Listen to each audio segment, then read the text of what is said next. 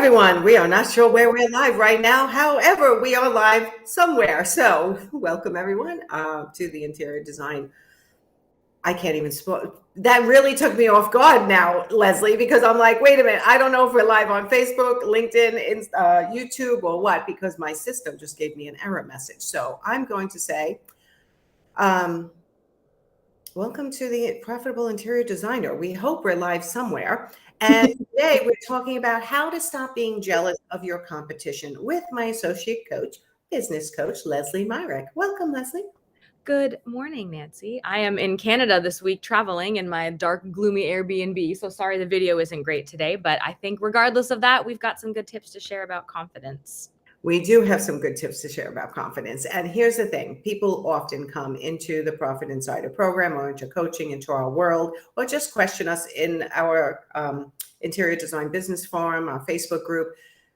A lot of the questions, whether they're asking about pricing or whether they're asking about getting a client to say yes to them, or how do they reach new clients, it all and often has to do with their confidence and how good they feel about presenting themselves and their marketing. And that happens a lot, or that insecurity happens a lot, because they're scrolling on Facebook and Instagram and they see another designer and they go, they seem to be having such success. Their posts are exactly what I want to be, but I don't have enough jobs to post. And how come they seem to be newer in the industry than me, but they seem to be killing it?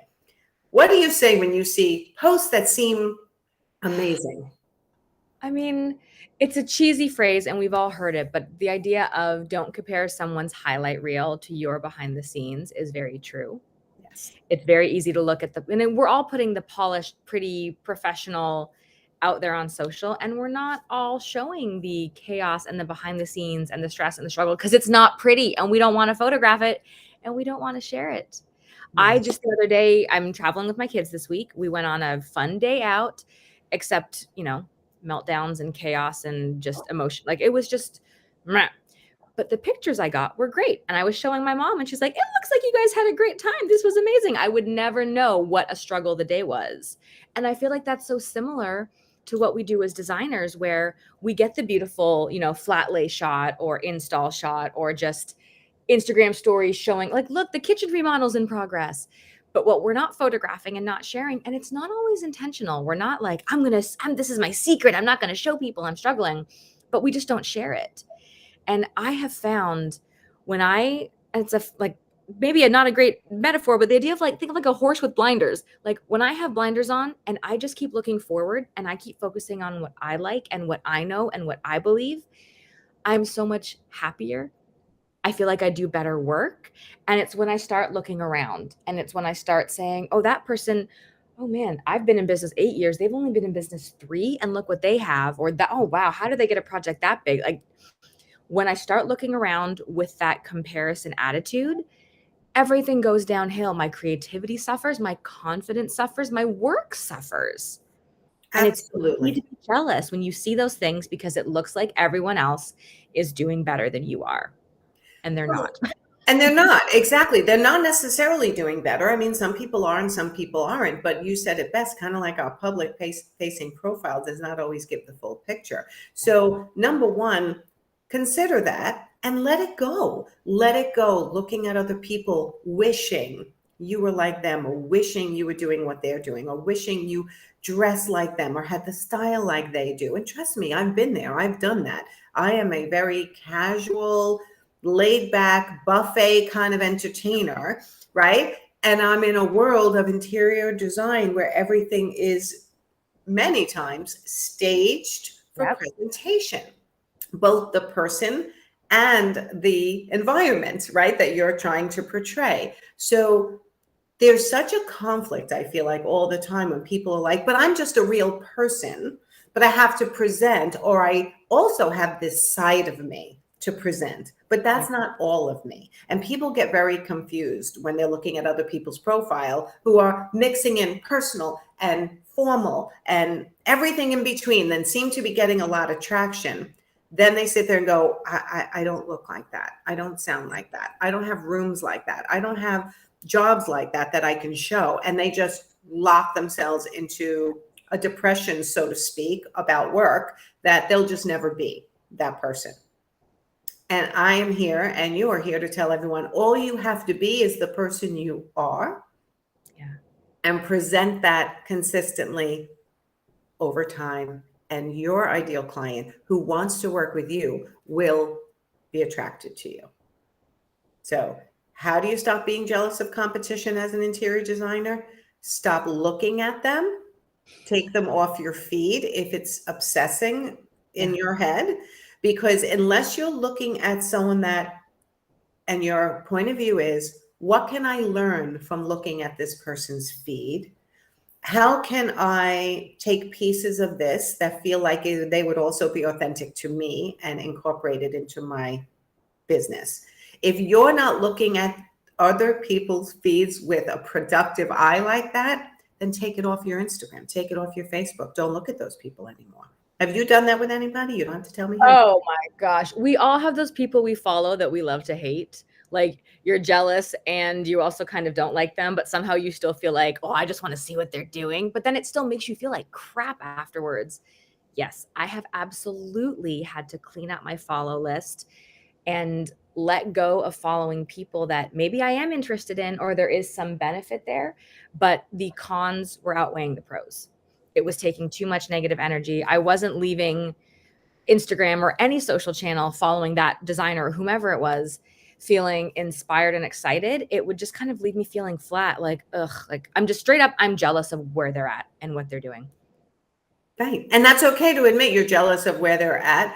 But it also, if it's detrimental to your mental health and to your success, you need to take control of your own destiny and your own future and cultivate the people in your business life, and whether they are creating success for you or not, and whether you're looking at people that are making you jealous in an unproductive way, or are you looking at other designers and saying, there's something I can learn from them, the way they're doing this. I'm going to try this in my feed and things like that. So number one, cultivate your feed, get rid of the people who you're extremely jealous of and you're not responding well to their success, because it's starting to derail yours. So that's number one. How do you stop being jealous? Stop looking.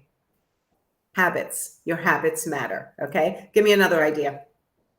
One thing I just thought of, I don't even think it's on our notes, but I have found being friends with interior designers in real life really helps with this. There's a great community out there of people who want to help each other, who want to share resources and support each other. Yes. And when you can get on that human level with other designers, not the glossy social media following level, but go to High Point Market is coming up, go to market together, meet up there, go to showroom events, go to lunch and learns, go for lunch. Those relationships just remind you that we're all figuring this out together. Yes. None of us knows everything. None Yes. of us is doing this perfectly. And when you can make that connection with other designers, it really does take off it literally takes away the isolation, but also it takes away that sort of, they're different than me, they're better than me, they're other. It's like, no, we're all just figuring this out. We're all trying to make beautiful homes for people and do it in a way that's profitable, do it in a way that feels good. Yes. And we're all doing this together. I think that's so important because it's easy to think that it is, them versus me, that we're competing for the same thing, that we are each other's competition. I used to live in Waco, Texas at the height of Fixer Upper. And I would get asked all the time, so what's it like to compete with Joanna Gaines? I'm here putting wallpaper on people's ceilings and painting things bright colors. And that is not it's not competition. It's not apples to apples as designers. Correct. And it's easy to forget that and think that we are a commodity, and we are not. Correct. And what makes you different from a Joanna Gaines is your style, your personality, your look, how you talk to people. That is what I'm going to say is everyone's unique selling proposition. Okay. Everyone's looking for, this is a buzzword, USP. What is your unique selling proposition? Honestly, people can dig and dig and dig looking for their unique selling proposition. And sometimes they have a really distinct one.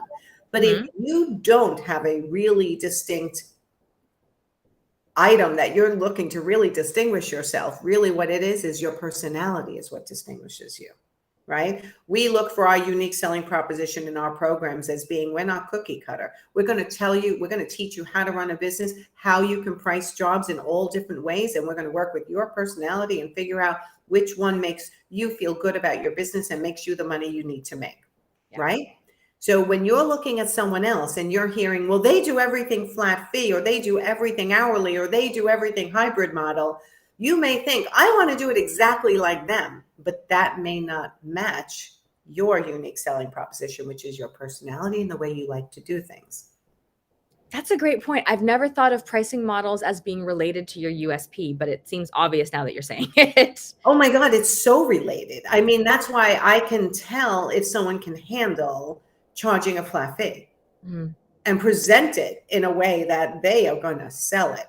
Or they're presenting a flat fee just because another coach taught them how to do that, and they're not confident in it, and they don't know how to do it, and they don't understand always where it came from or how to explain it in a way that's going to sell, right? So we have to consider someone's communication style, their skills, their experience, and their confidence in themselves, in their unique selling proposition, which is them. It always comes back to confidence, Lesley. It does. It's true. You are know? not going to be as worried about what other people are doing if you are confident in you and your abilities and your USP and your offer and your place in this design world. Yes. Yes. It's the same as in real life, right? If you're confident in who you are and your place in the world and what you do, is very little that can shake it for you, right? So I want everyone to start thinking about their unique selling proposition as being who they are. Doesn't mean that it can't improve and change and modify and learn and morph into a higher level of yourself. But right now, your unique selling proposition, hands down, is you as a person. So how do you describe you as a person, right? What we always do is we head over to my exercise that I created like 8 or 9 years ago called Your Business in Words. It's a free exercise, and it's kind of like an elevator pitch. It's something we redo for myself and for you and for our clients kind of on a regular basis as you evolve as a business owner. So what have you seen that exercise do for people? Oh my gosh, it is amazing to see the difference of clarity, because most, not all, but most designers start the exercise, I'm so and so, I'm organized, I'm creative, I love to make homes beautiful, I love when my clients are happy. And you're like, great, you and everybody else of the 80,000 plus interior designers in the United States are doing the same damn thing. So how do you do it differently? And people really struggle with that because they're like, well, I don't. No, but you do. And it's not always easy to see that. I understand. There are so many commonalities in what we're doing as a whole in this industry. But I remember, Nancy, doing this exercise with you, and it blew my mind. In 15 minutes, I was like, oh my gosh, like, this makes sense. Like, this is who I am as a designer. This tells people exactly what I'm going to give to them. I'm not going to do white shiplap and farmhouse. And while that is beautiful, like I said, I'm the wallpaper on the ceiling and bright colors and let's go. And, that designer might be, I'm a calm, collected and passionate interior designer. And I'm more like, I'm adventurous, organized, and there's another word I can't remember, but adventurous is one of my words in Your Business in Words. Right. And I think that rings true to how I design and what our work looks like. Yes. And it's so insightful to be able to work through this exercise. I like that there's a structure to it. It's not just write about your USP, but you really get people thinking, who are you? Who do you serve? How do you serve them? And what is that end result? What is the transformation your client can receive? So not only is it selling you as your unique position, the clients see themselves in that statement. And that's when they say, sign me up. That is the designer for me. She gets me. He gets me. Yes, because the exercise makes you pick adjectives that actually describe you, not the way you see yourself, but the way a client sees you. So you have to meld those two and go, what is a client actually seeing when they work with me? So things like for you, adventurous, colorful, exciting, like those are words that not every designer is going to use. So when you're doing the exercise, Your Business in Words, to kind of pull out your unique selling proposition, which is you and the way, let's say, your personality traits plus how you do things. And then Mhm. how you celebrate results all is your unique selling proposition. Yes. It's not just one thing. I love that you said that. It's you and your process and the whole bubble of your business. It's everything you offer and how you offer it. That is what makes you different. It's not that I create, I don't know, modern kitchens. Like, okay, you and everyone else, Correct. what's next? Correct. What next? And that is the way you manage jealousy, by Yeah. actually getting to know who you are, getting to be comfortable with who you are, and Mhm. presenting who you are with no shame, with confidence to With your confidence. potential, right? With confidence to your potential clients. These leads need to see, I got this. Yeah. And why do I have this? Because I know who I am, I know what I have to offer, and I know what you have to expect in this business relationship with me, Yeah. right? I know that I can produce the end result that you're looking for. So that's how you get rid of jealousy, by really getting confident in who you are. Now, we have a ton of other points, but I think that is the most important point, and I don't even want to muddle it with other points. No, I think this is just so important. And it's one of those things that is simple, but not easy to do Yes. this exercise and to really think through. And we've had a lot of success encouraging designers to talk to not another designer, but a friend, a spouse, a partner, someone that they know and trust that can see them with that beautiful outside lens of, no, here is what makes you special. Here is what makes you different. Here is what I see in you. And Right. that can be really helpful as people are working through this exercise. If you are stuck, turn to someone that loves you and sees you for you, and get their words, get their opinions, and see how that can help you find your confidence in yourself as a designer. Correct. All right. So get rid of anyone in your feed that is causing you to go down the jealousy rabbit hole, where you're staring at them going, I wish I had what they had, and I wish I did what they did, and I wish I was like them. Get rid of them on your feed and start looking inward of who you are, your unique selling proposition, and you will no longer look at the competition. Because here's the bottom line: if you're not looking at competition, and I always put that in quotes because I always go, I don't believe in competition. I know there are other coaches in the industry that sell different things very similar to what I sell, but what makes me different is me. What makes you different in the interior design world is you. So everybody focus on that. If you need help putting into words your unique selling proposition, go check out my proven method called Your Business in Words. It's an exercise that will take you through 4 sentence structures. We're helping you create 4 sentences that will be your elevator pitch. It could be your profile description on any of your social medias. It is conversational. You'll see a video comes along with it. It's free. Complimentary is what I should say. And it is the starting point of getting confident in who you are Yes. and presenting it to the world to attract your ideal client. So go get on that exercise. It will be the perfect elevator pitch within 15 minutes if you can stay focused and concentrate. And what I will say is then go back and revisit it 2 days later, read it again, run it by a really good client or a really good friend who understands who you are on your business side, and see if it resonates with them. But most importantly, it has to resonate with you. Yes, I love that. That you're right. This is not, it is about your clients, but it is about you identifying what makes you you, so that other people can see that and connect with that. Correct. So, all right. Thank you so much, Lesley. I hope we're live in the Facebook groups, but if we're not, we'll see if we can put these videos in there.